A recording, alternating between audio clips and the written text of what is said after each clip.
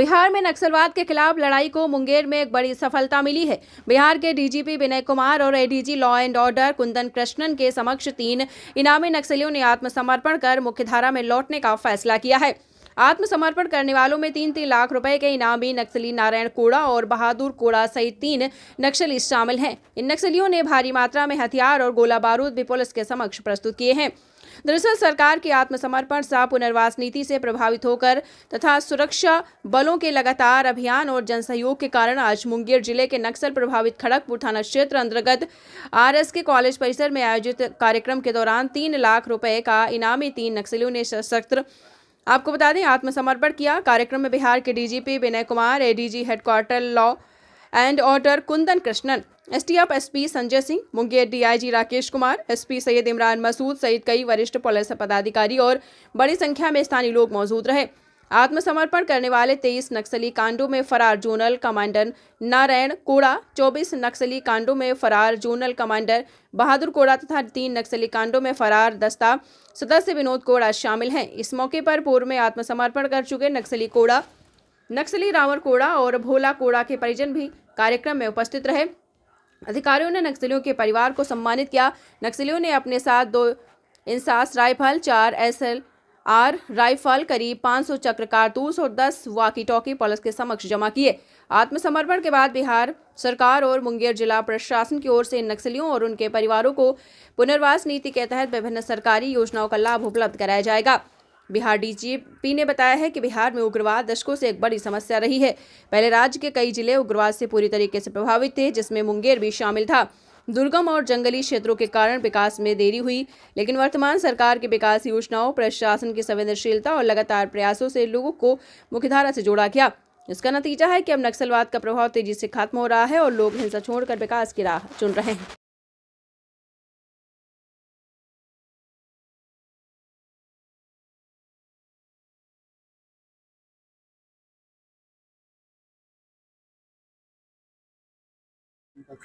उसका उद्देश्य क्या है, किन लोगों ने किया सर?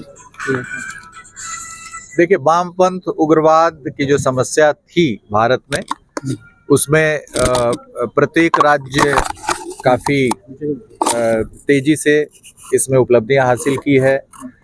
जिन इलाकों में वामपंथ उग्रवाद का काफी गंभीर समस्या थी, उन काफी सारे इलाके से उग्रवाद समाप्त हुए हैं।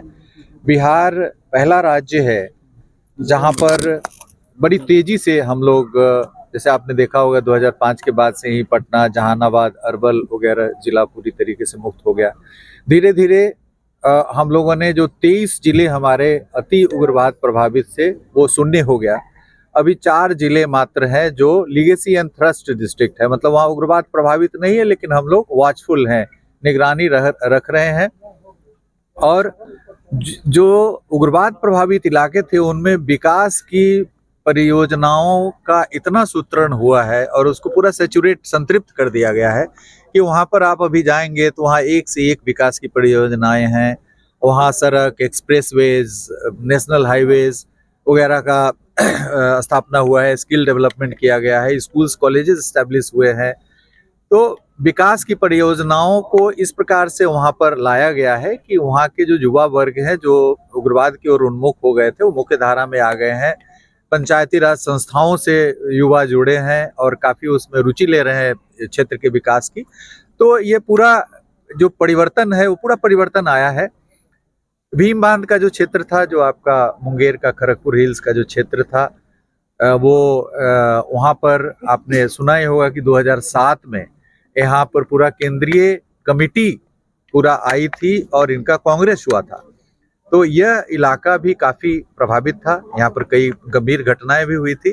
तो यह इलाका भी अब पूर्ण रूप से कहें कि एकदम ही नगण्य 1-2 लोग बच गए हैं और सभी जो सक्रिय सदस्य थे उग्रवाद संगठन के, उन सभी इधर गिरफ्तार हुए हैं, आत्मसमर्पण हुए हैं और पूरा इलाका ये क्लियर हो चुका है। अब क्लियर होने के बाद हमारा सबसे बड़ा यह उद्देश्य है कि उस इलाके को विकसित करा जाए।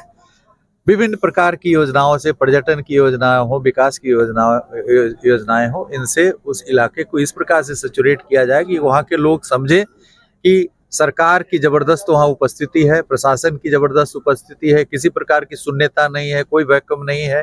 और आज की तिथि में इतनी योजनाएं हैं, इतनी सारी योजनाएं हैं कि उन योजनाओं को सफल पूर्वक वहाँ पर क्रियान्वित किया जाएगा और इलाके को पूरी तरीके से विकास से जोड़ा जाएगा और काफी वहाँ पर चंद वर्षों में ही आपको दिखेगा कि पूरा खड़गपुर इलाका जो है वो पर्यटन और हर दृष्टिकोण से काफी विकसित दिखेगा।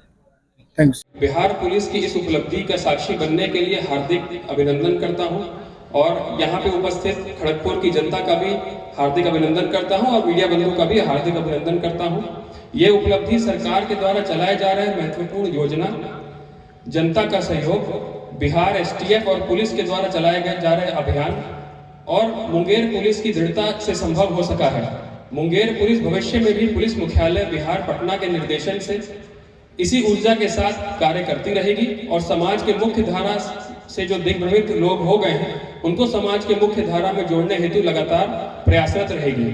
मुंगेर पुलिस वैसे सभी समाज के मुख्य धारा से दूर व्यक्तियों से अपील करती है कि हिंसा को छोड़ें और विकास की राह कभी न तोड़ें। जय हिंद, जय भारत। मैं अनुरोध करता हूं डीजीपी सर से, एडीजी सर से और सभी जो उपस्थित हैं यहाँ पे सीनियर ऑफिसर्स के काइंडली नीचे आकर के एक फोटो सेशन के लिए सर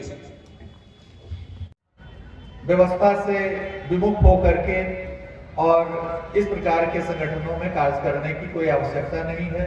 हमारा जो भी आज हमारे बंधु आत्मसमर्पण किए हैं उनके परिवार को मैं धन्यवाद देना चाहता हूं, उनको मैं धन्यवाद देना चाहता हूं कि आप आत्मसमर्पण कर आपने मुख्य धारा में जुड़ने का इरादा किया है। ये बहुत बड़ा निर्णय आपने लिया है।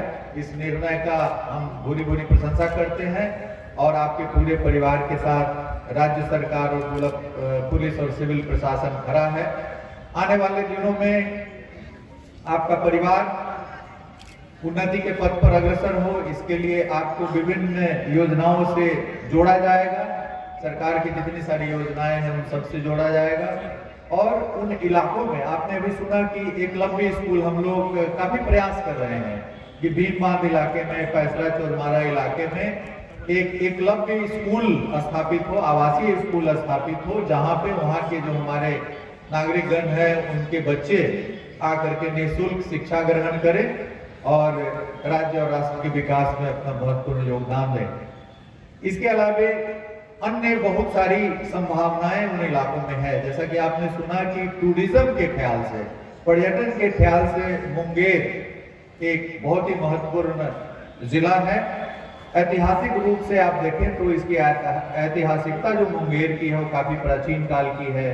यहाँ पे श्रृंगी ऋषि का आश्रम है। यहाँ पर बुद्धिज्म और जैनिज्म के बहुत सारे इस क्षेत्र में स्थल हैं जिनको एक टूरिज्म के एक बहुत ही टूरिज्म के ख्याल से अच्छे ढंग से विकसित किया जा सकता है। तो पर्यटन की भी काफी संभावनाएं हैं और भीमबांध जो प्राकृतिक रूप से एक अत्यंत ही बेहतरीन नैसर्गिक जगह है। बल्कि मैं जब ट्रेनिंग में था भागलपुर में, प्रोबेशन में था, तो उस समय जितने सारे पुलिस पदाधिकारी बाहर से आते थे तो भीम बांध का भ्रमण जरूर करते थे। इतना सुंदर जगह भीम बांध था आज से 20-25 साल पहले।